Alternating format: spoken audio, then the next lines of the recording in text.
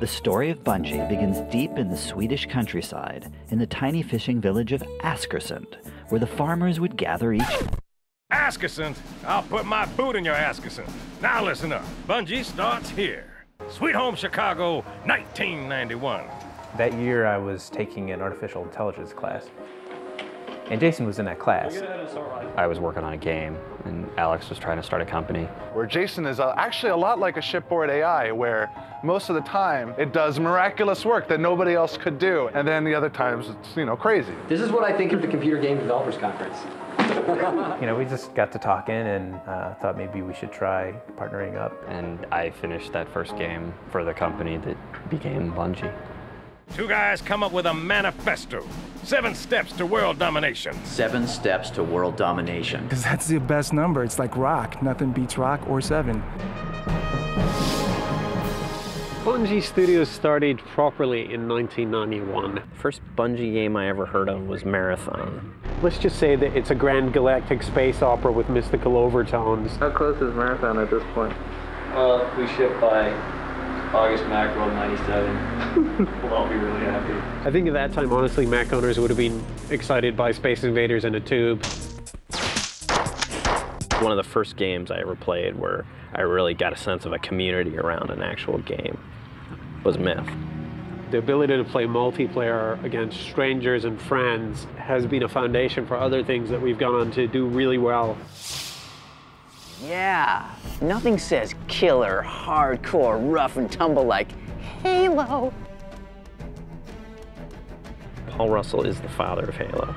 I came up with the name Halo, and it was not received well. Jason was leaning more towards Redshift. Covenant was one of them. I thought it sounded like a bad 80s hair band.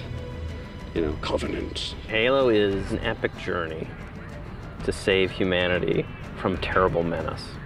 That's all it is. That's good. They should put that on the box. I remember seeing just a single texture on a wall with a flashlight going, wow, this is gonna be awesome! And it was way before the Xbox even looked like the Xbox, and way before Halo even looked like Halo. That's the first version of the Warthog, I guess, huh? Yeah. Man, this isn't Halo, dude. Man, this is really, really old. We had a huge map for a continuous RPG game, and for that we had an RTS. And then next thing you know, it was a third person and we were playing it in our office. Yeah, Halo depended on a lot of that early wandering.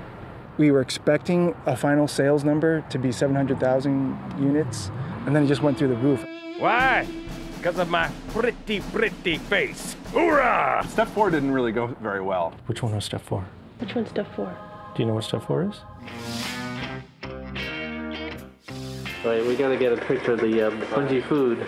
I know back in the day in Chicago, there was a very infamous Chinese food restaurant we used to order from. They used to just deliver us crazy amounts of Chinese food all the time. What's this crap? I don't think that really accelerated the process development so much as it sort of filled it with a lot of bathroom breaks. Because Halo 1 happened really big, I don't think there's any doubt that there wasn't going to be a Halo 2. We're like, we should do another one, you know, because we're out of margaritas and, you know, they're expensive. I'm going to need more. Halo 2 is moving. Time begins to crawl. But we're still not telling it will ship this fall.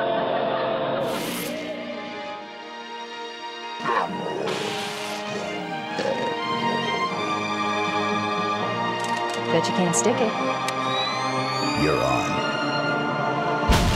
Halo 2 led us to step 5 of our plan for world domination. We were supposed to get the orbital defense station. That was step 5. I forget step 5. But Microsoft said that if they're going to build an orbital space station, that it's going to be running Windows, and we didn't want to be going up there. Oh, it's been recovered. We're trying to move on to giving it away. Ling Ling is a severed dog's head in a jar. Of all the Chicago traditions we should have left behind. Other people just run away or barf. But Ling Ling's head, if you have faith, it's going to help us dominate. You want to dominate? Try this puppy. There were a lot of reasons that it was important for us to move to another building. One is that Bungie is all about having its own identity. A lot of people just felt like we were just part of the Borg. Being in the sort of stale cube farm type environment isn't very conducive to being creative. I think the main reason we moved is we just got bigger. Apparently we've got 200 people in the building now. I mean, we're huge.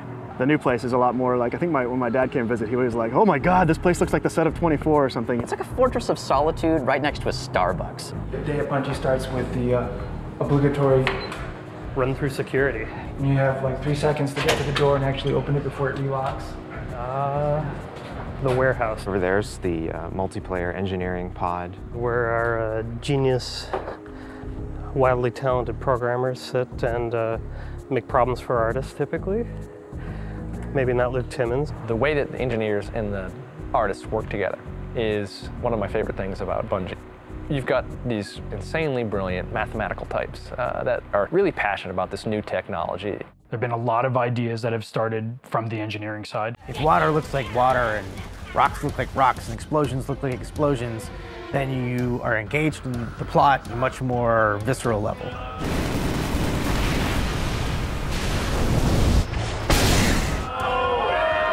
You see water shows up in every level. So basically means if you have something cool, they'll actually go out of their ways, making sure that the technology gets used in the right way.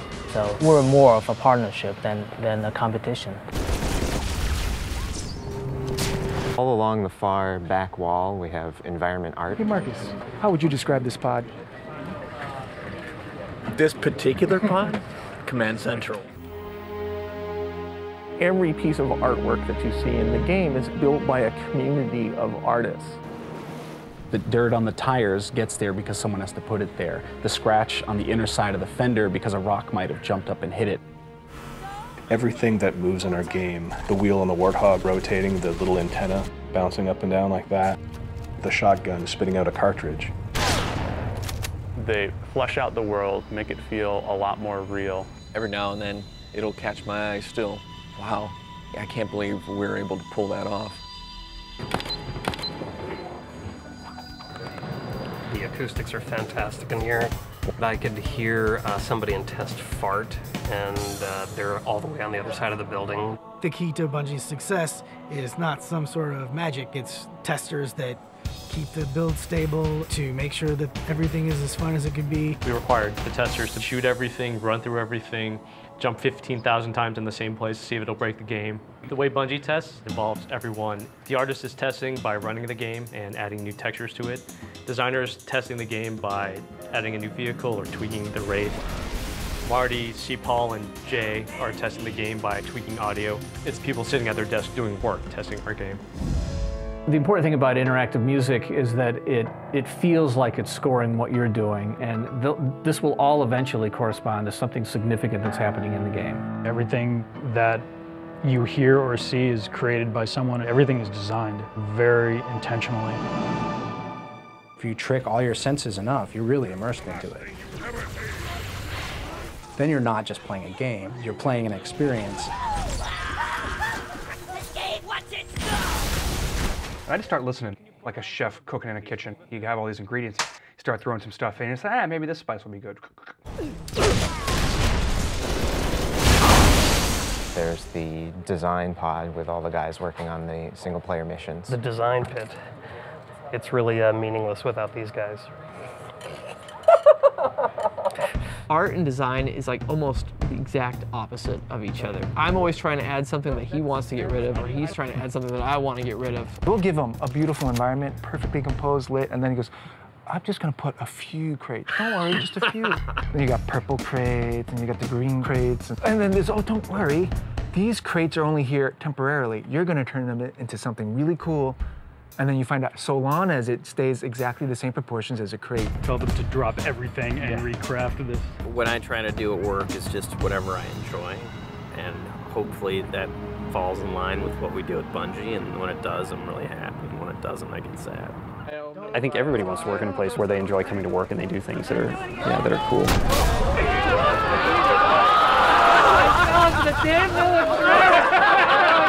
I think everybody's intentions of being at Bungie, like everybody here wants to make cool games, do cool stuff, not so much for everybody else that's out there is because we want to create cool shit.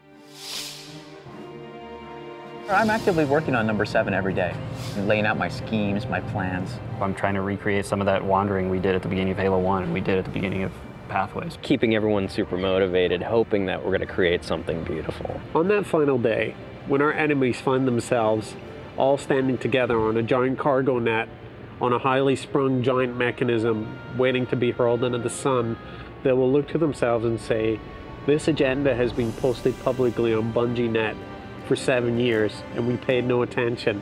If only we'd looked. Ha! Talk to me after the next trilogy. I'm gonna be in there, right?